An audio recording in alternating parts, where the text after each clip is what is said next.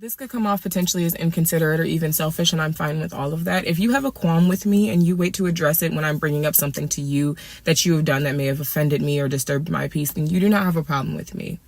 You have a problem with speaking up for yourself, and that is a personal issue. I will not be extending any grace, any compassion, or understanding for it. You've got about 2 calendar weeks with much grace to address any issue you have with me. Anything after that, you're just sitting there. Because I can't understand why you would think I'm going to think that you value this relationship when you would let contention sit and fester between us instead of resolving it with a conversation. It's giving you hate me, actually.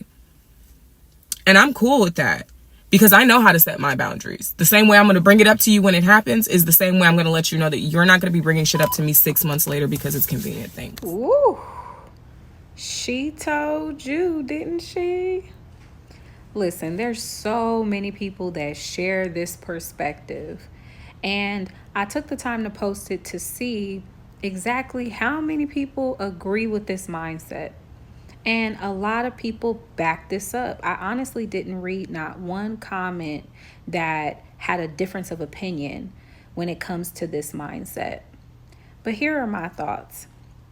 While I understand the idea that it can feel intrusive when somebody brings up something at the same time that you're presenting an issue, I believe it's a matter of maturity and desiring a appropriate and positive outcome that actually determines how you handle that situation, because nothing's actually being done to you unless your needs are not being met in that conversation.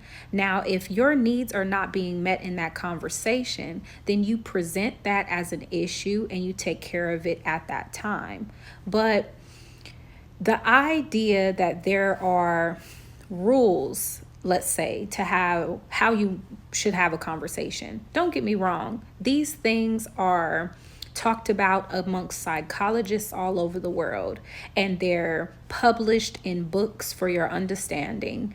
And these things are typically a baseline to accomplish a productive conversation, because most people aren't able to process many things at once, discern when to do one thing versus another, and so on and so forth.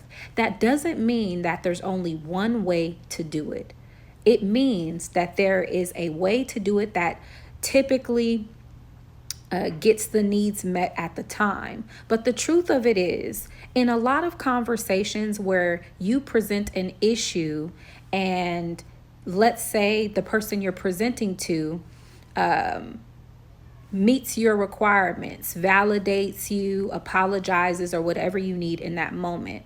A lot of times, if they're having the same exact issue, they don't get their needs met, and it's considered inappropriate to bring it up at that time.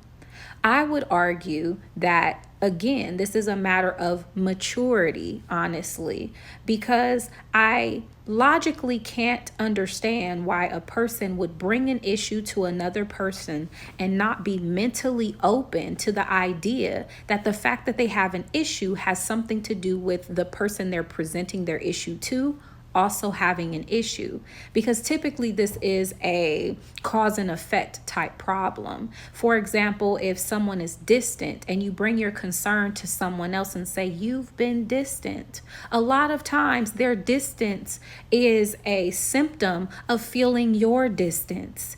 And bringing that up in conversation should not be something you're threatened by. It's an opportunity to have a dialogue, to learn more about your partner, to collect information, to understand how you guys navigate around each other and how your personality types mend or are forged together.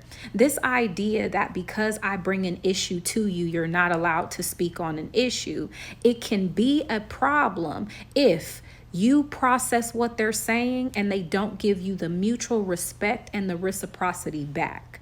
But if two people are able to complete that, both people can walk away from that conversation with their needs being met. So let's not get into this dialogue that says that you have to approach this conversation the way I tell you you need to approach this conversation. Again, don't get me wrong. Psychologists back this logic, but they back this logic with the assumption that the person that's expressing their needs knows how to meet the other person's needs. But if that's not the case, sometimes it's easier to see in perspective that I may be displaying something that I'm complaining about, and that needs to be brought to my attention. I may be operating in a hypocritical fashion, and that needs to be brought to my attention. The idea that a person should refrain from telling you that because you're putting your concerns on the table is a little confusing depending on what you're trying to accomplish in the conversation. Now, one thing that she said was, what your issue is that you have a problem with speaking up for yourself, essentially. And that represents a percentage of personality types. Have you not considered that this person actually has extended grace to you multiple times in the form of giving you the benefit of the doubt? Sometimes you have rubbed a person the wrong way, said things that were offensive, or made somebody feel a certain way. But because this person has an understanding of layers to a person's personality, not always being in a consistent mood throughout the day, different things change, different thoughts change, and those things manifest in your personality. A person may extend you grace by saying, maybe you had a rough day. Maybe you're just hungry and grouchy. Maybe you're tired, and writing those things off. And sometimes it's not about being contentious. It's about extending that grace and being understanding that people are not always perfect and in good spirits and appropriate at the time that you may want them to be. Sometimes people are just a reflection of how they feel at the time. And even though it may feel uncomfortable to you, they're just being human. And some people have a clear understanding, a healthy understanding of that, so they extend you the grace. But when they realize that they're dealing with an individual that likes to bring up things at every single situation that arises, they realize what they're dealing with. They're not dealing with a person that will give them the benefit of the doubt or extend grace. What they're dealing with is someone who feels as you feel. If I have a problem, I'm going to bring it up right then and right there. But what you don't realize is, while that may be a healthy attribute, if you do it too much, it can be micromanaging, it can be judgmental, it can be overly critiquing another person, it can be very critical, and it can shrink a person's existence if you're excessive. See, we're under the assumption that just because you tell somebody you have an issue, at the moment you tell somebody that you have an issue, that it can't be overabundant, that sometimes you may tell a person what they're doing wrong more than telling them what they're doing right. And you can push a person away with that energy as well. See, everything is in moderation. Too much of anything can be unhealthy. Sometimes you teach a person how to treat you with that behavior as well. And if you're the type of person that feels like, I should be able to confront this anytime I have an issue, what if you have an issue on a regular basis? And this is creating an experience for the person that you're talking to. Now they understand this is a better language that you understand, and they adapt in the heat of the moment. Because you're bringing your issues to me and you bring your issues to me on a regular basis, perhaps we should discuss this as well, could be their logic. It's not about convenience. Sometimes they learn in the moment that this is a language that you understand because this is a behavior you display on a regular basis. See, saying things like you are incapable of standing up for yourself and I won't extend grace for that doesn't entitle you to grace either. Because understand, if you're coming from that perspective, what's the likelihood that you're going to meet someone that extends you grace when it's needed? Because bottom line, all of us are flawed and all of us have growing to do. And you can just as easily meet someone more mature than you that feels the same way as you, and they won't extend you grace or consideration at all either. See, we extend people the courtesies that we would like to receive in life. That's ultimately how we achieve harmony. See, this perspective people give a round of applause and kudos for because it appears strong and no nonsense and boundaries and all of that. But boundaries and setting those boundaries looks more like upholding the consequences for crossing the line of your boundary than it is just telling someone what your boundary is. And giving someone a certain amount of time to draw a conclusion about a concern that they may have is kind of ridiculous. It reads a little bit controlling because people do more than just be contentious with the thoughts in their own mind. Some people actually take the time to sit back and get to know your personality to see if this is something that may have been intentional. Some people don't jump to conclusions. They would rather sit back and collect data for more understanding. Not everyone that has a delay on bringing up a concern is holding contempt and resentment for you. Sometimes people just want more understanding and they take the time and they're patient enough to do so because they realize everything doesn't need to be an issue. It's actually a sign of maturity as opposed to someone who says, I'm going to bring up an issue every time there is an issue.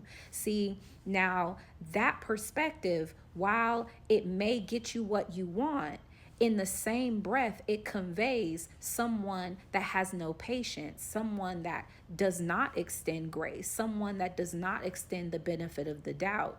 And at the baseline, is not open to the realities of life that says people just go through things and sometimes it's not about you. See, maturity, it can be a little bit relative, but sometimes being flexible is a sign of maturity. People that are rigid and say you absolutely have to do this, or a person that does this is this type of person, has no flexibility for the realities of life to say that just because you see a behavior does not mean they're this type of person, but it may be a symptom of what they went through with a particular individual, and that's just how things panned out. That does not mean that's their everyday character, but it may have been a one moment response to a one-time situation.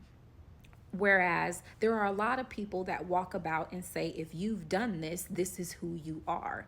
If you don't confront people at every turn and in every opportunity, you obviously cannot stand up for yourself. No, you may just be dealing with a person who picks their battles. And at that point in time, it wasn't worth choosing that to battle over. But now that you're bringing something up in a discussion and it relates to something they were considering discussing with you, they would hope and assume that since we're on the topic, you would be okay with discussing the topic because you're humble enough, you're understanding enough, and you're considerate enough to understand that if I bring someone my issue, I'm not just looking for an apology. I'm not just looking for validation. I'm looking for understanding because it's very possible that whatever I'm going through, the emotion that I'm feeling, may be derived from something they're feeling. And I would like them to express that to me. It shows consideration and it shows care. So yes, again, related to psychology, we do teach that if you bring your issues, sorry, not we, but psychologists teach that when someone brings you their issues, you focus on their issues, you validate the concerns, and so on and so forth. And they do that because it focuses all the attention on that person so they can feel heard. But in the same instance, a person can also feel heard and understood when they have clarity as to where these things are coming from. For example, you've been distant. Really? You know what? I actually felt like you had been distant, so I pulled back a little. And now you both can have a discussion about how your behavior has been distant and you affected the other person and in turn experienced being distant with in return.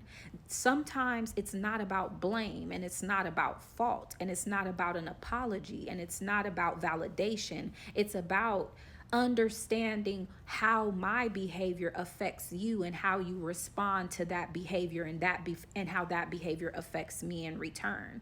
And sometimes you just need to have that dialogue and break away from the conversation with saying, okay, so when I feel some type of way and I get distant, you may feel that distant, and return your response to that may be distance as well. So if I sense that you're feeling distant, maybe my first go-to should be to check in with myself to see if I have been distant, because now I know you may respond to me being distant with giving me my space.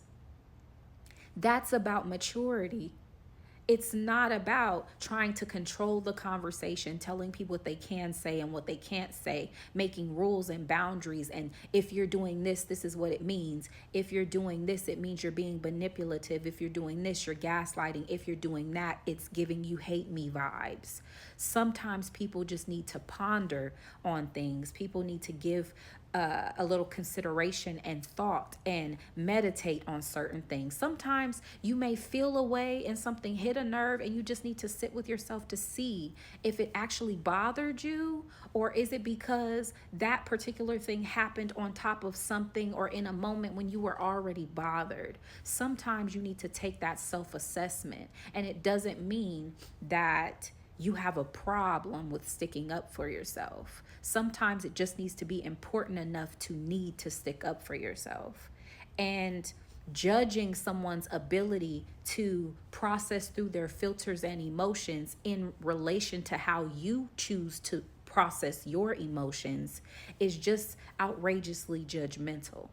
See, while we hold key phrases like this in high regard, this person on the flip side would feel some type of way if they were wanting to be extended that same grace, and the person that they were dealing with was saying, you obviously have a problem. It's a you problem. I don't have to extend you any grace. As a matter of fact, you have 2 weeks to bring up your problems with me. What if within that 2 weeks there's so much going on that you just kind of had to put that on the back burner for a minute? Because that actually happens as well. Sometimes you're overwhelmed with things. Things are going on with work, with your parents, with your kids, with your co-parenting, with your depression, your anxiety, with your medical conditions, whatever the situation is. And this also happens in the middle of that. And you're just like, I need to focus on one thing at a time. So I'm going to set that to the side. After 2 weeks is too long. We have to stop operating in fear and understand that whatever's going on, we can take it because we've survived things over and over and over again. These methods, while they appear to be in some type of control, they're very rigid, and they lack understanding and empathy for other people. In reality, the best thing we can be, or the best demeanor we can have, is being flexible, allowing people to bring you who they are when they feel they're comfortable enough to do so. And unfortunately, sometimes it's on your time. That doesn't mean that you get to shut the door in their face and say, now is not the time. It means take a deep breath and say, you know what? I did just bring you a concern, so I tell you what, I wasn't aware of what was going on with you, so how about this? How about we finish talking about what I have going on, and I will hear your thoughts after we conclude the conversation? Or I can juggle both of us at the same time and make sure we both have what we need. You obviously have something to share as well that you feel is vital to this conversation. And I do not want you to feel like you can't be just as heard as I would like to be in this moment. So let's talk about it. You're not the only individual that would like to be heard. And yes, there are some people that have difficulty with their voice and speaking up for themselves. And sometimes watching you be brave encourages them and inspires them to be brave as well. What does it do when you respond to that by shutting them down, but close and lock up the vault, and you never know when it will open up again? We have to stop operating in fear and operate more in understanding, because that's how we get to places where we don't run into the same problems over and over, but we can hold conversations seamlessly and make sure everyone walks away happy